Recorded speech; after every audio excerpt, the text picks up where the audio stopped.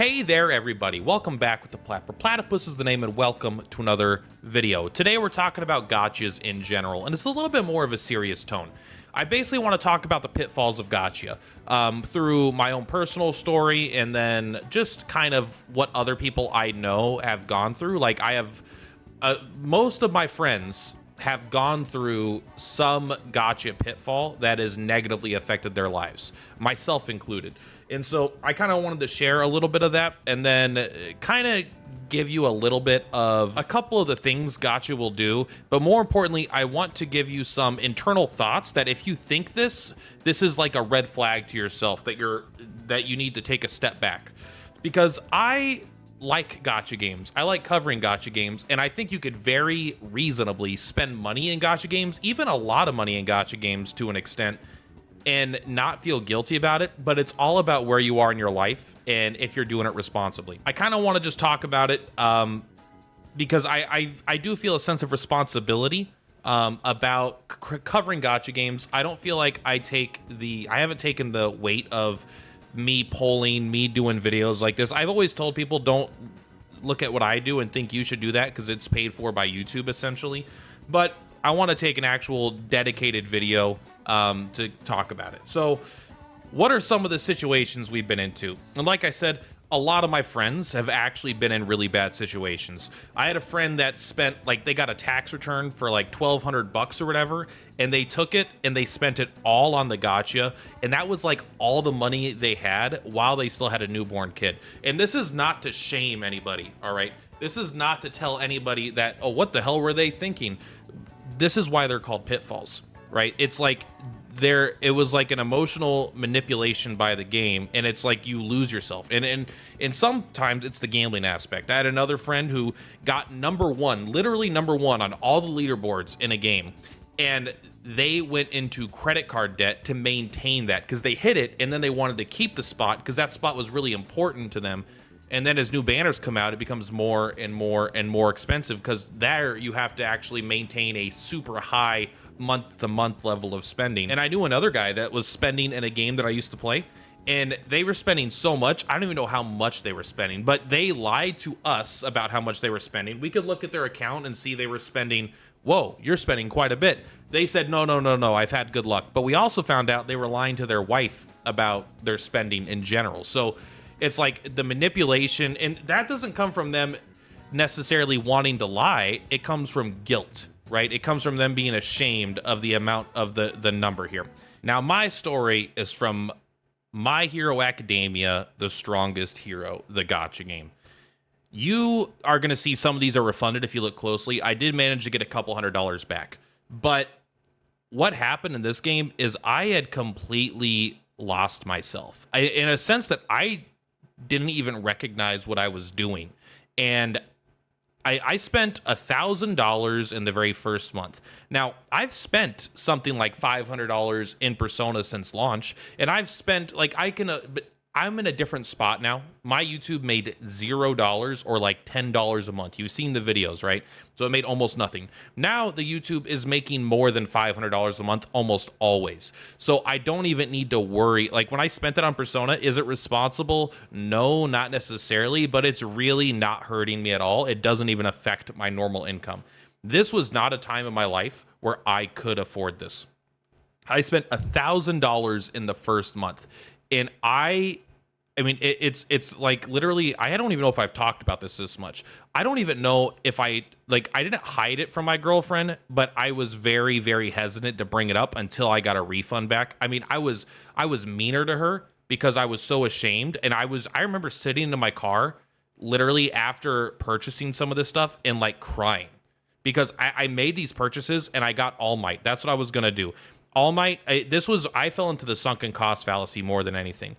I had like a 2-star All Might. I don't even remember the ranking system, but I wanted to get it up to like 4-star because it changed the portrait, and that let other guilds know that you had some serious spenders. So I remember spending like an extra $400 in a day, and like I remember crying afterwards in my car. Like, I felt shame and anger, and I'm not joking. I genuinely felt powerless to stop it. And I'm not saying I was powerless. I'm saying I was so emotionally invested and I needed this thing. I felt like I absolutely, like, I literally, I was like, I have to do this. I have, no matter what the cost is, I have to do this. I had never felt that way before. It's like all logic went out the window and it was purely my emotions driving me. It caused me to be a worse person. And that month, like, I started a guild and then out of nowhere, I abandoned the guild as their guild leader to try and join a different guild just because I thought they had a little more power. And it was like, I was just being a complete dick to everyone around me. I was doing bad YouTube videos and I was really ashamed of my spending and I didn't know what to do. Like, this was honestly a dark time of my life. And I know it was only a month and I was lucky enough to come out the other side only having lost, I think, about $700 to this shitty game. But I literally, this is what happened. I did the 3 purchases or 4 purchases of $100 in that one day. So I spent like $400 in that one day to get like All Might. I got so depressed that I kind of had a breakdown in my car. And then I looking at the app on my phone depressed me so much that I had a hard time getting out of bed. So I deleted the app from my phone and I never logged into the game again. I might have logged in one time or something like that, but like I basically never played the game again because of how much like I felt like I let myself down. That is a real thing in the gacha space. Maybe not everyone will have that, but the only reason I'm sharing this is, one, I mean, it's probably good to get it out there. That way people understand that there are real dangers. It's like a casino in a lot of ways. You are playing with fire. However, you could very responsibly do it as well, which I kind of think is one of my roles as a content creator, is to show you how to be responsible while doing it at the same time. But my other buddies that spent way too much money, this wasn't their first gacha game. I think most of them, maybe one of them it was. For me, this was not my first gacha game. This was like my 3rd or 4th gacha game. And I had like probably overspending in other gacha games, but nothing on this level. So the point is also, is if you think that you're safe because you've played gachas before, you're never completely safe. You really do need to be on guard against these kinds of mechanics. And don't just rely on the mental math. So I have like a little bit of notes here. All right. This is kind of like my little script for the video, this is more rambling anyway. But number 1 here, I really want you guys to pay attention to: make a budget. And I'm not talking about I spend $50 a month on gacha necessarily. That is a that's an okay starter budget. But I mean like a real budget. Keep track of find out what percentage of your income you are able to spend on entertainment, and then decide which percent of that entertainment budget you want to spend on gacha. It's so important to have a number and stick to it, but also to have that number be something that you know is responsible. So if you want to spend $100 a month on gacha, I don't care if that's 5% of your income. You're saving 20 to 25% of your income. You're paying all your bills and you're living a happy life. I do not care if you spend $100, $200, $300 a month on gacha. All that matters is that you're not spending like 20% of your income on gacha, that you're being responsible and intentional. That's all that matters. If you're being responsible and intentional, then will do this guilt-free. And who am I to tell you how to enjoy your money, right? Just be responsible with it. If you need help making a budget, you can ask me.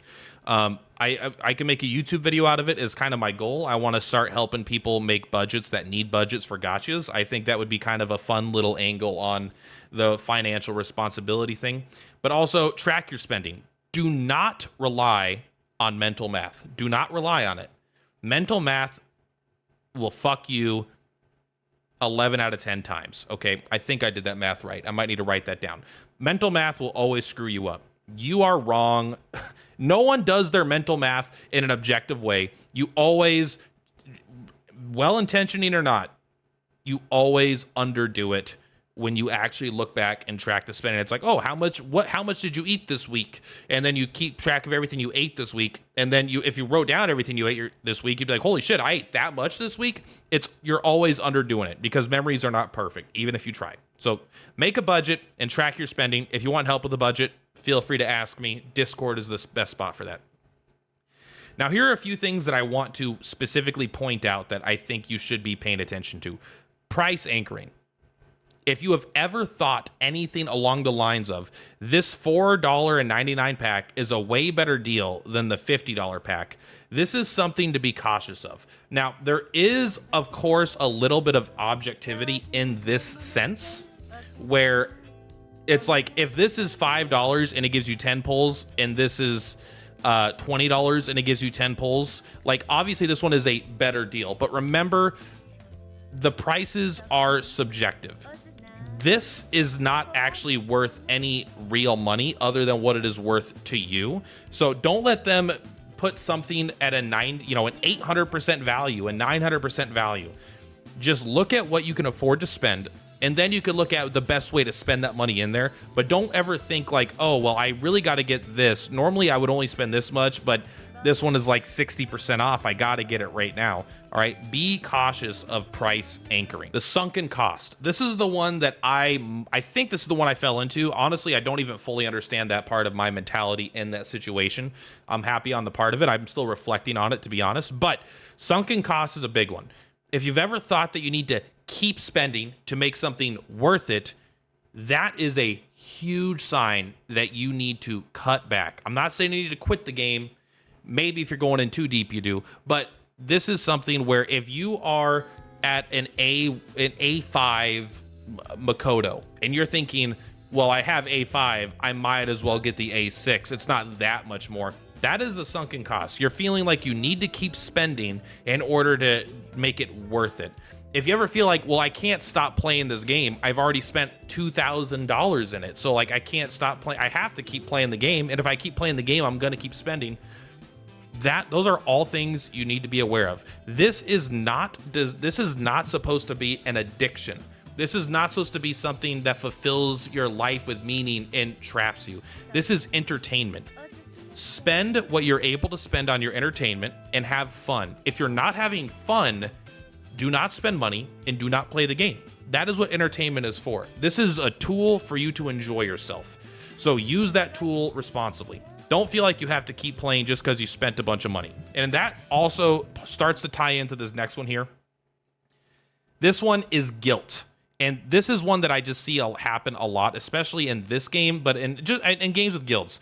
Thinking you need to spend money because your guild needs you. This is something you should never do. If you are in the top 10% of guilds and you are in you're required to spend this much money to get in, I'm not really talking about you in a sense. I hope you're being responsible. Maybe you are, maybe you aren't, but you're not going to listen to this. But if you're thinking like, I'm in a guild, no one pulled Fox, but no one in my guild has Fox. And if we're going to want to rank well and if everyone's going to want to feel good and rank well, if I get a Fox like A1, A2, then I'm going to be able to put them on as assist, and everyone's going to be able to use my Fox, and the whole guild is going to have a really, really more fun time because they get a blah, blah, blah, blah, blah, blah, blah. This whole mentality, right? Do not overspend for others. If you are ever getting to the point where you think you need to spend a bunch more money or pull a bunch more because your guild needs you to, or you feel guilt because people are counting on you to do this, you are falling into a very dangerous trap that is likely to lead to very bad decisions. So be aware of that. I'm not saying if it's in your budget and your guilds are tactical. If you're like, all right, this guy, I'm not going to spend any money this month, but next month I'm going to pull for the A4 Phoebe because this guy pulled the Makoto, this guy is pulling for the Fox, this guy's pulling for the Phoebe. That way everyone in our guild will have a powerful version and we'll be very competitive as a guild. This is not what I'm talking about. I'm not saying you guys can't collaborate and work together as a guild. What I'm saying is if you're getting to a thought that I have to do this or people are counting on me and that's causing you to spend more money than you want to, like you got to be aware. That is a pitfall that will fucking get you. If you hear that thought in your head, stop for a second, think about what you're doing, and I would reconsider. And obviously the classic of classics is the FOMO. If I don't get it now, I'll regret it forever, right? Joker is leaving. If I don't get Joker now, Joker's leaving in 2 days. I have to get him now or I'll regret it forever, right? The fear of missing out, spending because you feel like you're going to miss out on stuff. This may be my last chance to get X, to get Y, to get Z. Oh, a perfect example in the shop right now. If you go over to the goods and you go here, well, I better buy these, the outfits. The outfits aren't going, but I better buy these while they're on sale because they'll be more expensive for the rest of time. When the other option is to just not buy them, right? Like, you don't need to buy these. They're just cosmetics. But I understand if you want to buy them, you can. But I'm saying buying it because it's on sale, that is a little bit of a price anchoring as well. But fear of missing out on a good deal, in just getting the limited characters because you're afraid that you'll never be able to get them again. Watch out for that. I know it's talked about ad nauseum. Everyone talks about FOMO, FOMO, FOMO. It's a buzzword, but I'm telling you, the onus is on you more than the game, in my opinion. Games do these FOMO tactics because they work. So I think it's on you, and me, and it's on us as players to not let that manipulate us. If you want to spend $100 in the game, again, I don't care. But don't plan to spend $100 and then feel like if you don't get the character you want, you keep pulling. Well, I'm not all, I just won't spend as much next month. And then next month comes around, maybe you forgot, you did the mental math, and then you spend that much. Now you're just, again, you're in danger of overspending. And overspending is exactly what games like this want you to do. I just want you to have fun and be intentional. I don't want you to make spur of the moment decisions. I want you to decide in advance what your budget is going to be, and that make sure you spend a responsible amount of money on it, and then have a good time. Because I'm telling you, when you could spend when you know how much you could spend and you could do it guilt-free, and you decide, it's like, next month I'm going to spend $50 in gacha. When you spend that $50, it's exciting. It's exciting to be able to spend the money that you want on the things that you want. Even if other people think it's like, oh, it's a scam, you should always be free to play. People are free to spend their money how they want. But I'm telling you, when you are doing it intentionally and responsibly, it is an enhancement. It is fun to spend money in a gacha. It is fun to do polls. And when you could do that without feeling guilty, it really makes the overall game just a better experience, at least in my opinion. So, I don't know how well this video is going to go over. I don't know if it's if it's even going to be helpful, but I'm not great at YouTube, okay? But I wanted to just put something out there that made it feel like I was trying to get my views on gacha out there. I want to try to help you, the audience, avoid these kinds of pitfalls, avoid overspending. I want you guys to spend in the game and do it responsibly, and I would love to be a guy that helps you do that. So if you want some help with a budget, or if this helped you at all, just leave me a comment. Let me know what you thought about this video. Maybe we could do more videos like this in the future, or I could just get back into the main content. But I do want to keep a focus on spending responsibly when I do videos in the future. Anyway, that's all for this one, guys. Much love. Per platypus is per ploutopus. I'll see you on the flip-flops. Bye!